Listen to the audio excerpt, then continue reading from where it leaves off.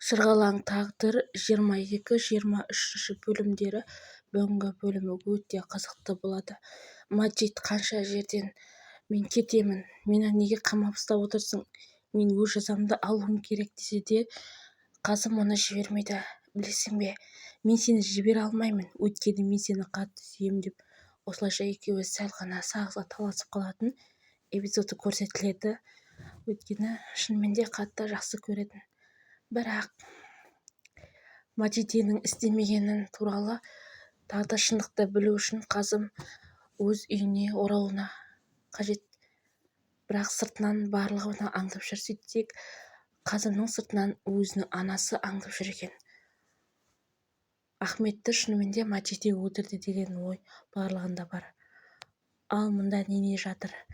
Барлық массажды алып, ештеңе білдірмегендей, менде бәрі жақсы деп осы жерде жатыр. Жақын арада Ахметтің есі жиятынын біліп шошып кетті. Неше күннен бері қайғырып жүрген бұл Ахметтің анасы дәріні ішіп енді бір шешімге келді. Ол шешімі әрине Маджидені өмірден құртып, енді өлтіріп жіберу, және ол мақсатын орындайды. Ал Қазым болса әлі де Запирді шақырып алып, істі тезірек жылжуын және кімнің жасағанын білуін талап етті. Десе де біліп алды. Өйткені Қазымның адамдары көп. Джихангир болса бұл іске шынымен де Маджиденің қатысы жоқ па деп қайта-қайта сұрақтың астына алып жатыр. Қазым әрине оның ешқандай ісі жоқ.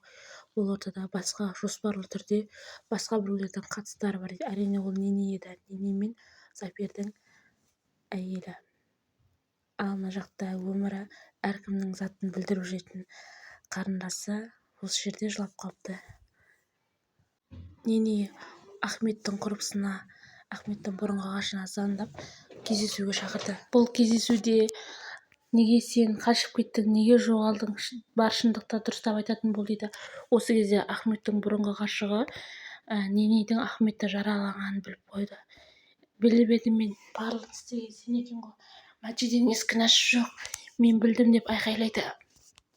Ал мұнда қоңырауға соққан Қазым көмекшілеріне қызды қарап қойыңдар деп жатыр. Осы кезде ашуланған, мен бұл жерде әлі күнге дейін қашан отырамын деп айқайлаған Маджиде телефонды жұлып алады. Мені тезірек бұл жерден шығар, әйтпесе мен жын ұрып кете жаздаймын деп айқайлайды. Қазым болса сәл шыда, мен барлығын реттеп алайын, әйтпесе саған өміріңе қауіп төнеді дейді. Солай ненеге келеді, ненеге ұрсады. Сен бұл қылмыстың ішінде барсың, сен бірдеңені жасырып жүрсің. Барлығын Ахметке қашықтық қандай сенсің деп айқайлайды. Осы кезде нене аяғы ауыр екені белгілі, жындырып шығады бұлда. Ал мына Маджидені бір белгісіз адамдар үйін ұрлап кетеді. Маджид айқайлап жатыр, менің кінәм жоқ, менің жасаған жоқпын деп ақталады. Десе де осы кезде астынан қан кетіп, не болып кетті, маған не болды деп айқайлайды. Қазым да шошып кетеді.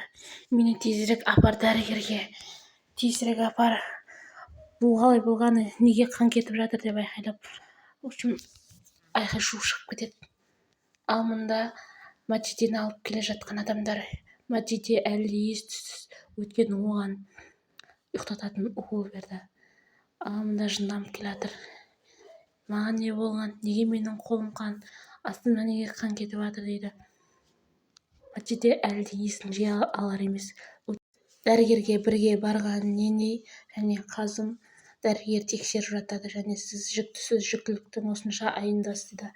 Осы кезде нене таңғалады. Шынымен мен жүктімін бе деп қарайды.